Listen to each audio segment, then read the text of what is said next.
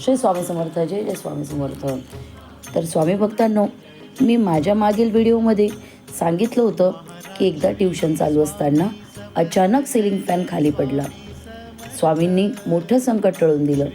पण त्या घटनेनंतर अजून काही घडलं जे मी सांगितलं नव्हतं. आज मी तुमच्यासोबत त्या प्रसंगाचा पुढचा भाग शेअर करणार आहे. तर जेव्हा फॅन खाली पडला तर सर्व मुले घाबरून घराबाहेर पडली.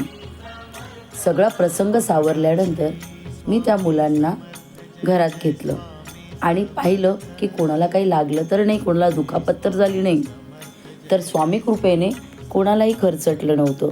पण थोड्याच वेळात अल्तमस नावाचा मुलगा मला म्हणाला, मॅडम मेरे कान से खून निकल रहा है. मी हादरले. घरात कोणीच नव्हतं. मग शेजारच्या मावशींना मुलांकडे पाहायला सांगितलं आणि मी त्या मुलाला घेऊन हॉस्पिटलला गेले.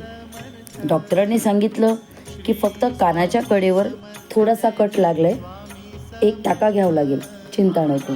मी फार घाबरले होते. पण तो मुलगा शांत होता, जसा देवमाणूस. त्याचे पालक आले आणि मी त्यांची माफी मागितली. पण त्यांनीच मला धीर दिला. ते म्हणाले, मॅडम मोठं संकट होतं पण ते वेळेवर टळलं.